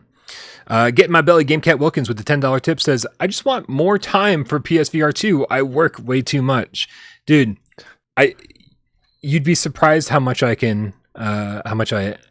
empathize with that statement. There's nothing worse, Miles. Like, I love my job, but there's nothing worse than covering PSVR2 all day to the point that you don't have enough time to play PSVR2 games. Yeah. It's like, what the fuck? How does that happen? I've really screwed something up here. Okay. I felt really bad the last couple of weeks because all my Let's Plays at the weekend, like my friends I normally play PSVR with, I've not been playing PSVR with because I'm like, you're welcome to join me on a Let's Play, but yeah, like just got to get onto another game. There's still games to catch up with. Yeah. Yeah. Okay, so the final thing we want to really bring up here, this is Mark Pringlesleaf with the level 1 membership, says, "I worry about Ghostbusters being a couple of hours." The funny thing is I sort of forgot about Ghostbusters, Miles, because we've been so focused on this game and what's this game going to be like. But don't forget, Ghostbusters is coming out in just a few months. Is this something we need to worry about with nDreams? Do you think that there's like this curse on their studio, or that they're so worried about quality that they don't worry about how long their games take to beat because they want to make sure that what's there is so high quality that they sacrifice the length? Do you think that's something we have to worry about with Ghostbusters? Do you think that's something that we have to worry about with nDreams moving forward? Do you think that's something that nDreams is concerned about moving forward? It's a really, really great point. I have mixed feelings about this. On the one hand, I think it's a fair concern to have, just because of the track record. They make great quality games, but yeah, duration is often the criticism. The only other thing I would say is, and this might not be a fair argument, I'm going to just articulate it and then you can batter it any way you want, Brian. But Fract came towards the end of the PSVR cycle. Yeah. And Synapse has come out at the beginning. Like, this is like borderline launch window of PSVR 2. Oh, absolutely, yeah. And this is something like, obviously we don't know, but if Sony's funding it, I can imagine Sony are just like, we need a top tier game for you at this time. Like, there's all the time pressures and things like that. They would have had to get this out the door. That could be a reason why it's not even more developed than what it is. It's all pure speculation. Ghostbusters is kind of, I mean, we haven't got a launch date for it yet, have we? Not to my knowledge. I have no idea what they fucking said publicly, to be honest with you. So the point I was just going to make was, I feel like it's not the same. It's not the same game. It's a massive IP, like an established IP. And this is one that's not coming out at launch window. So I just feel like there's a different setup here. That's not to say that it can't have the same issues. I just feel like it's different to Synapse and Fract for the reasons I've already given. What do you feel, Brian? I feel that I just totally accidentally closed a bunch of windows on accident, and I'm trying furiously to reopen them all. So they said this fall, by the way, in this trailer. So within the next few months, I think fall usually denotes sometime before November. Is that right? Or it's it's October. So I mean, hopefully it'll fall right into that October release window where everybody's gearing up for Halloween and we can play some spooky games. And oh no, my picture's frozen. I didn't even realize my picture was frozen until I was like, wait, my hand's not on my face like that. That's so weird. Hold on a second. Can I go over here? Oh, oh my God. I'm still like that. That's really weird. So I'm just going to pick my nose for a second here because you can't really tell what I'm doing. Here, real quick here. I got to change this over and fix it. Otherwise that would drive me crazy. So here's what I think about Ghostbusters. If we're talking about typical nDreams and saying, how can we make the most of the assets that we've created? How can we make the most of the... we've talked, I think, at length. I don't know if it was me and Wes or you and me, Miles, but we talked at length about how the After the Fall formula could work so much better with Ghostbusters, right? It's like, because I was a huge fan of like the Commodore 64 NES Master System Ghostbusters game back in the day that AVGN Chronicle, notoriously makes fun of. But I love that game, right? Because you start off, guess what, Miles, as really poor Ghostbusters, and you only have like one trap, and then you slowly have to get more traps, and then you slowly have to get better proton packs, or slowly get better. What? Was this the game? I don't know if it was Master System or Mega Drive, but it was the one where you went to the jobs and you're in the car, and as you're going down the road, the ghosts, grid. And you try and suck them. You suck them into like the top. Yeah. I loved that as a kid. And so never completed it. And so this is like right in line with the kind of progression system that I love, the upgrade skill tree system that I love. So my dream for Ghostbusters, and this is perfect for nDreams, who has obviously problems with this particular issue. You go into a house, right? That's got plenty of rooms or whatever. But when you first go in there, you've only got one trap. And so you go in, you catch the first ghost that you find, and you get the fuck out of there. You bring it back, and then you, gradually, as you make more money, like completing more and more jobs, you get to bring more and more traps with you, which means you get further and further into each location every single time you go. So now you're reusing all these locations. You only need like 5 at this point, right? Because every time you go into one, you're seeing new rooms and you're getting further and further into it. So I think that this is actually the perfect IP for nDreams' problem. And so I don't know if this is how they've organized it, but if they haven't, they're out of their goddamn minds. Like, this has to be the way it works. Otherwise, I'm really at a loss as to how they designed this game. So, yeah, no, I'm with you on that.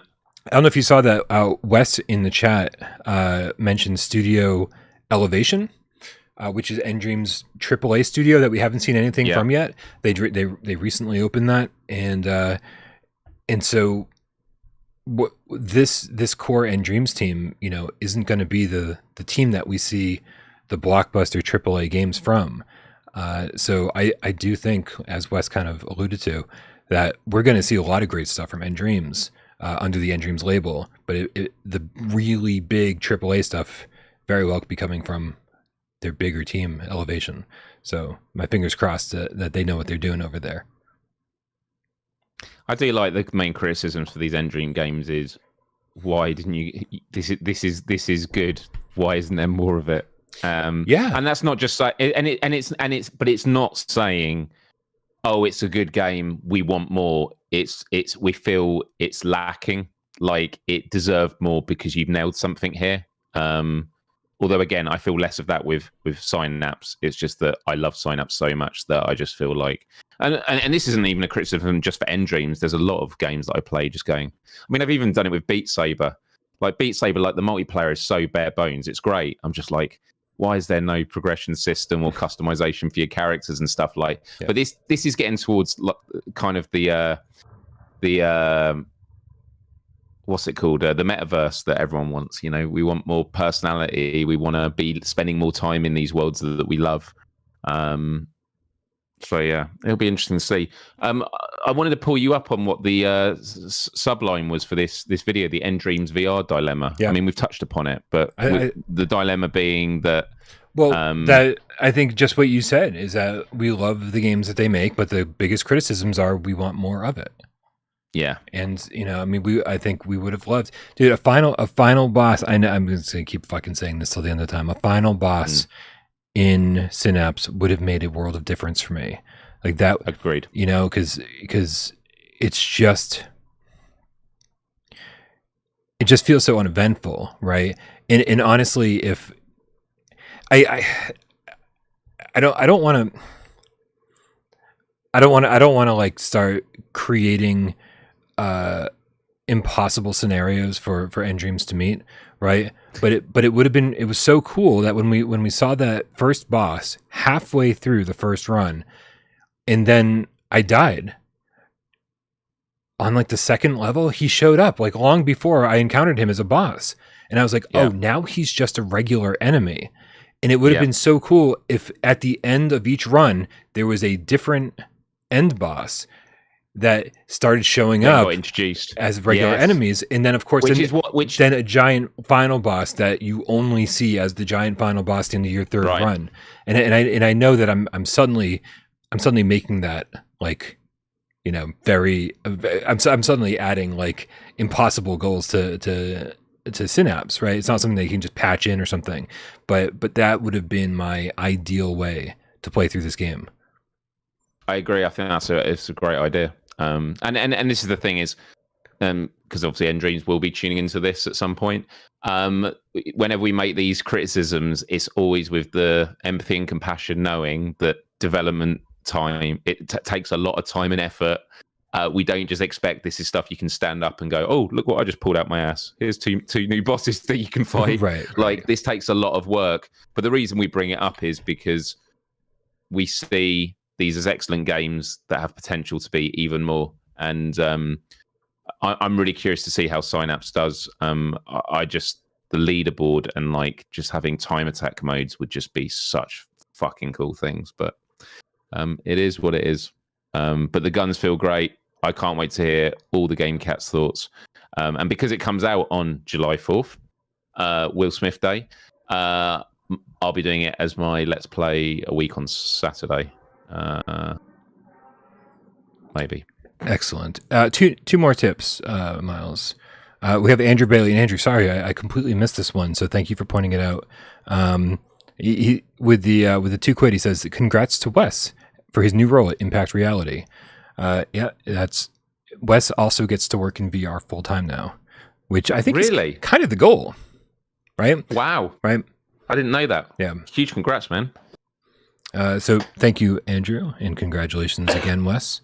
No, huge congrats, Wes. That's amazing. And then GameCat Chicago with the $5 says, I like your optimism for the future of nDreams projects, despite Synapse's drawbacks. Yep. And I honestly hope that everybody tries Synapse, right? I know there's some mixed reviews out there, but I think overall everyone was really positive about the gameplay and saying that it's just so much fun to play. So I hope that everyone gives it a shot, because I'm really interested in hearing what people who have actually played it think, instead of listening to the comments from people who tell me I don't know what I'm doing, Miles, even though they haven't played it. Right. But also it'll be great to hear it from people that their first experience of this game is the full game, as opposed to us that played the early build and stuff. I think that's going to be really exciting. Yeah.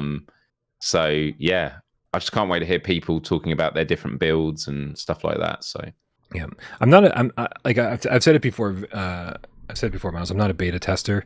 I don't like playing games before release. I mean, I like playing the final build as my first experience with something. Sure. And so, you know, it was a great opportunity to be able to play the Synapse demo ahead of time, you know, get a feel for that and to be able to talk about it with you and everybody else, because it was exciting. But I do, again, think that impacted how I felt about the final game when I jumped in there, because I'd already experienced that feeling, right? And so, and I think that happened to a lot of people. But I don't want to speak for anyone else. Well, you know, sure. No, I agree with that. Although at the same time, the response to like when I went to nDreams, there was a bit of feedback I had, and they actually changed the mechanic for the launch, which was when you lift up your palm, it brings up the map, which is great. But when you reload the gun, the map stays there, and I just said that feels a bit weird. And so they've actually changed it now that when you do it, it shrinks the map as you hits the hand. It's like a tiny little thing. Sure. Like, but I love that they went, oh, actually a good point. And I just love that they went away and they did it. But yeah. Silver Nexus with the 10. We can't ship this. Yeah, I mean, God, the map stays there. The map stays there. This is ruined.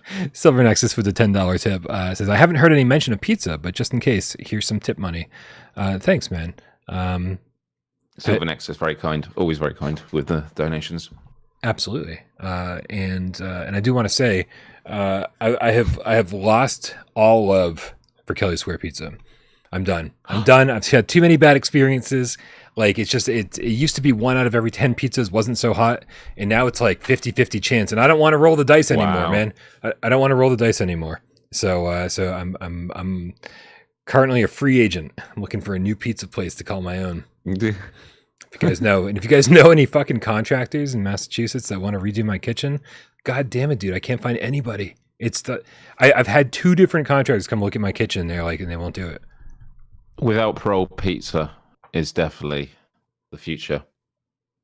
I hope so. I hope so. Yeah. I mean, I just want someplace I can roll into at like 4 a.m. and go, give me my usual. Because everyone else seems to be closed at 4 a.m. Et.2k9.now with the $10 tip says, did someone say pizza? Thank you so much. I love you guys.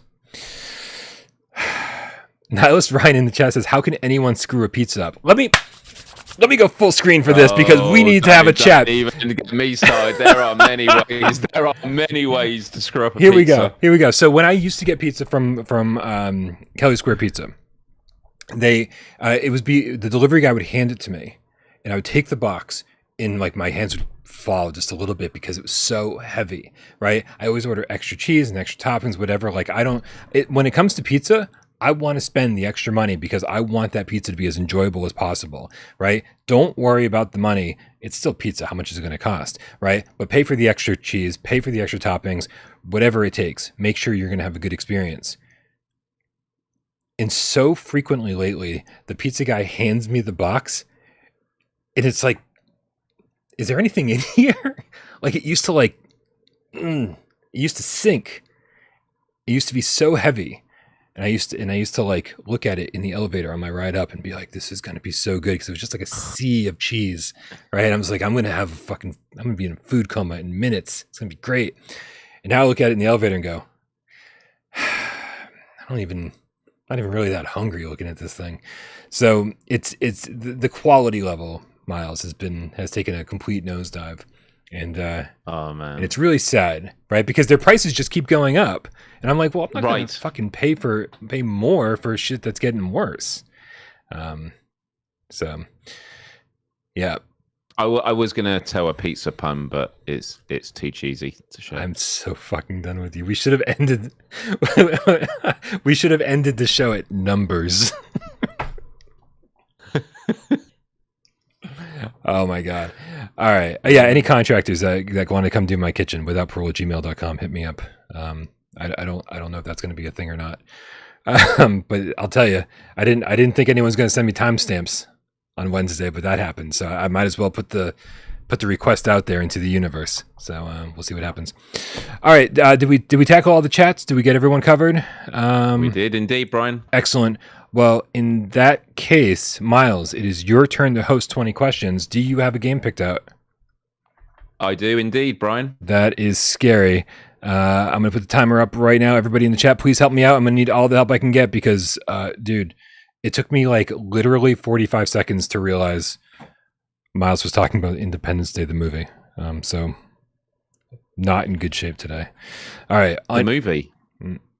I mean, the real life events where aliens blew up the White House. Sorry, I forgot. Oh, okay. I forgot. I was going to say I haven't seen the movie. I misspoke. I meant documentary. I haven't seen the documentary. Audio Mark, it does go. Does this game also on PSVR 2? Yes, it is on PSVR 2. Holy crap, that's awesome. Was it also on PSVR 1? No. Whoa. Okay, here we go. Yes and no. So only PSVR 2. I only do PSVR 2 games, it seems. Yeah. Oh, I had no idea. Looper needs to tell me these things. Did we mention the name of this game on today's show? No. Damn, I should have mentioned more games today. Synapse. It's not out yet, so I wouldn't have been able to use it anyway. So it's not Math World. Okay, sorry, Ruthless Metal. Sorry, I was going on your angle here. Can this game also be played on the flat screen? No. Has this developer made other PSVR games? Oh, Jesus Christ. I love asking you this question because you always respond with, oh, Jesus Christ. What was the question? Have they made other... PSVR games. PSVR games. PSVR 1 or 2.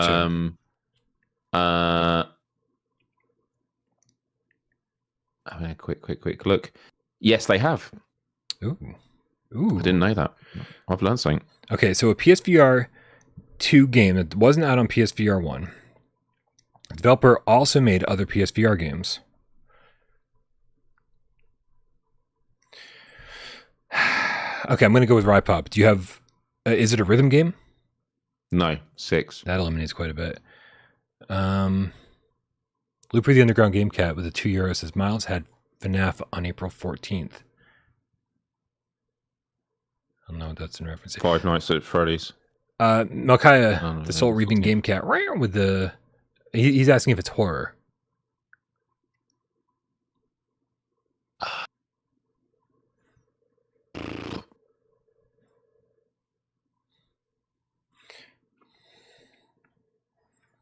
I'm going to say it's got horror elements in it. Okay, that's good.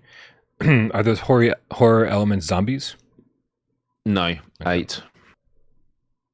Let me ask, off the record, does zombies include zombie-like creatures for you?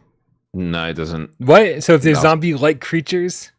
Okay. No, that's 8. That's 8. Hey, slow down. Looper asks, does it have multiplayer? No, 9.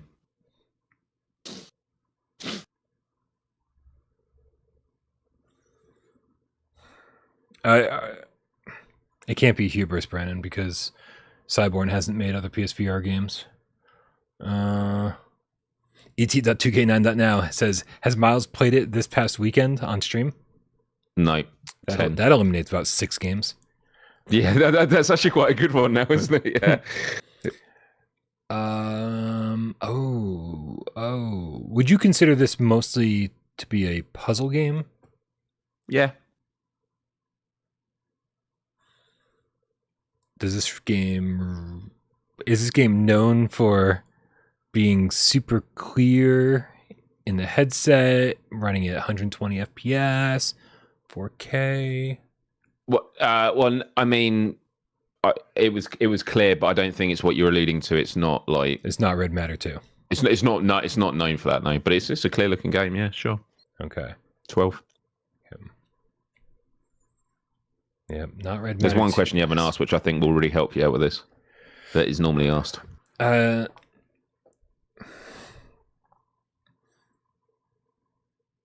Is it cartoony? Yeah, 13. Do you control different characters in this game? No. Okay. 14. Not Hello Neighbor. So cartoony with a horror slant of some kind.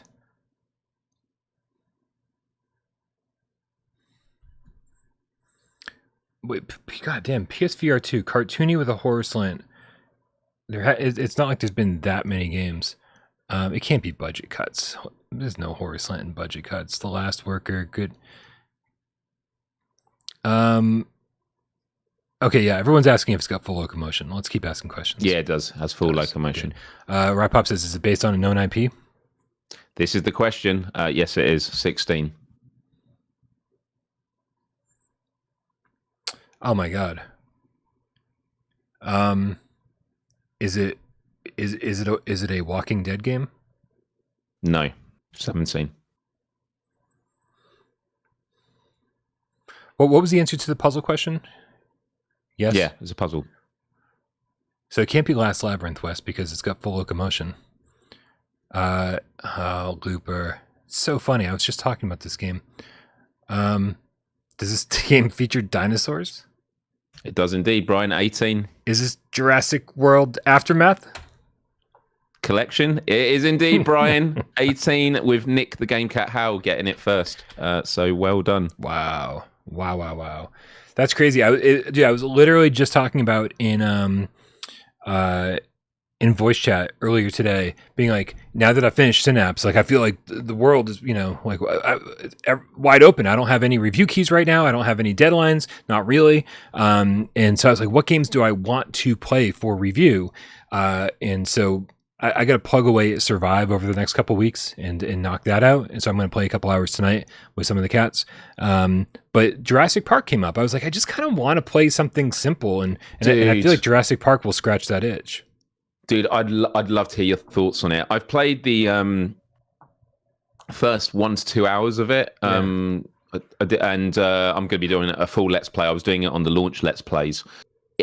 My initial thoughts, I was really enjoying it actually. But my and the question of, is it a horror game? It's not a horror game. It's like it's described as a suspenseful survival adventure. You answered it correctly. But there are velociraptors. You are hiding in in lockers and stuff. But I have to say, if that game was not cell shaded, yeah, that would be a horror game. That'd be like as close as you're going to get to Dino Crisis. Like, you are literally in rooms with velociraptors running around, and you're having to. It's actually quite similar to a lot of the Hello Neighbor mechanics. Mm-hmm. You know, you're making noises so it goes and has a look.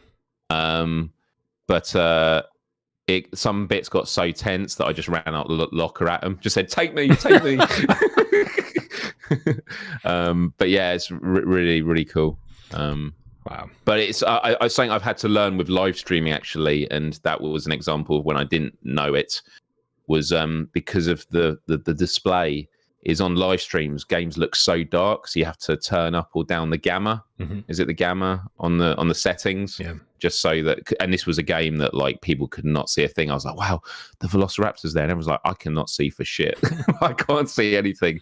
But yeah. GameCast Chicago with the $5 tip says Switchback delayed again officially. They posted that today, Really? right? I think I want to say it was yesterday, but all my days sort of blend together. So if it was today, I wouldn't be totally shocked.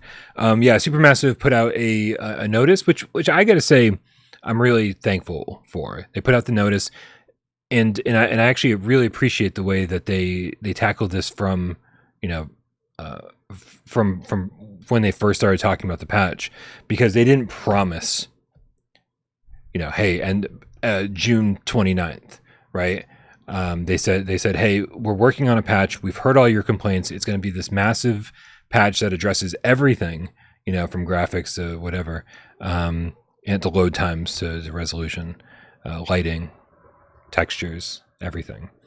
And they said we're aiming for the end of June. They were very clear not to give us a date. And so they, you know, they said yesterday, hey, we want to be transparent. It's going to be about 2 more weeks, because the patch is done and now we got to put it through QA.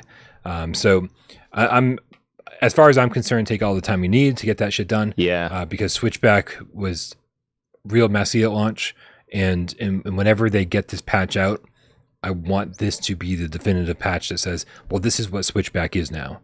And so now we don't have to think like, what could it be now? This, because whatever it ends up being, this is what it is. And it'll be the same for everybody.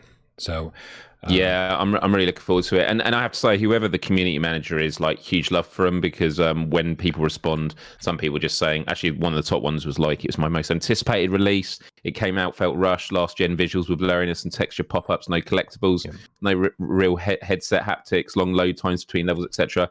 And they respond to him and say, sorry, but the team has done everything, has worked hard to address as many player reported issues as possible in this patch, and just like, I like that they're responding to it head on. Yeah, you know, they could have so easily have just gone quiet, like they did actually with Rush of Blood and the PS5 issue, which, to be honest, wasn't as well known. But like, this is great. This is what we want to see. Yeah. Like, you know, we often complain about devs and publishers that seem like money grabbers that don't really care and stuff like that, which is a fair criticism to have, but it also means that when they do show up and do show transparency in efforts like this, we give them the credit they deserve. So yeah, I welcome this. Yeah, well, I'll welcome this a lot more if the patch delivers everything we want it to. Yes, of course. They'll deliver the patch. It'll be like a 20 gig update, and then we'll all be like, does this look different? And I won't be able to tell because I got my Hans VR lenses. Yeah, I'd love to get this before, as Wes was saying, before the top 25 discussion, because it will impact it for sure for me. Yeah, I mean, as of right now, I don't think Switchback is on my top 25 list, which is a real shame. I don't know. To be honest, I need to go and have a think about it, but yeah, maybe it's not. But yeah. But hey, you know what? The reason I'm so excited to do a top 25 now is because I know that in 3 months, when it's time to do one before the holidays, that list is going to be completely different. We're going to get so many cool games between now and then.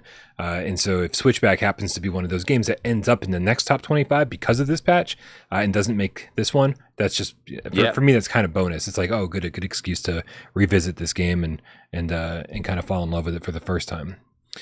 Actually, they do say the patch is now complete, but needs time for the necessary testing and submission process to take place. Yep. Our aim is for the patch to be released within the next 2 weeks. Should we respond from the PSVR account and say, we do have our top 25 next Sunday? And they'll go, oh, all right, yeah, we'll get it out Friday. Yeah. So it's Sony's QA, I believe, that has to get through. Yeah, it would be. It should be a damn shame. And Sony's like, fuck this without Parole, guys. It's like, oh yeah. All right, man. It is time to get out of here. This is a great way to spend the Friday, though. Thank you, everybody out there, for being with us and hanging out with us. It's been a long week. And I don't have anything else to say because I'm working on 3 brain cells that are left. But make sure you guys go subscribe to Miles over at youtube.com/Miles, because he'll be streaming all weekend long, basically. And Brian, I'm approaching 48,000 subscribers again, which I've said on multiple shows. Yeah. Every time I get a surge in subscribers, YouTube a few days later goes, and we're going to knock them down. I'm on 47,983 subscribers. Honestly, I can't believe this is happening. So yeah, if you're not subscribed to my channel yet, and you do Let's Plays, or actually my Wednesday show, Miles Die Live, it was my 100th episode on Wednesday, and I did a little recap video, which was pretty amazing to look at, because I started doing that June 2021. And then April 2022 was when I joined Without Parole. And it was just amazing, actually, the last 3 years, just in terms of streaming and stuff like that. And I just want to say thanks again to the GameCat community, to Brian, to Wes and AJ. It's amazing to be a part of this. And it's been a real boost for me in terms of having a voice in gaming, something I never really saw myself having in the media space, at least. So, yeah, really grateful for it. Well, we appreciate you being here, Miles. Thank you. And thank you to everybody everyone else who helps the channel run. Obviously, Jamie Meow gets us up on podcast services of your choice, and Sci-Fi GameCat Henry, who usually does timestamps, was on vacation. So thank you to Waleed, who did Wednesdays. And with any luck, maybe if I bat my eyes real pretty, I'll do them again tonight. We'll see. Also, everyone who supports the channel financially, everybody over on patreon.com/withoutparole games, everyone over here that's a member, everyone that tips during the show, everyone that hangs out, shoots the shit, all the mods, and everyone who sits back and watches the show doesn't say a goddamn word. We know you're out there. And we love you just as much. Happy Friday, Miles. Happy Friday, Brian. Happy Friday, GameCats. Have a wonderful weekend. We'll catch you next time.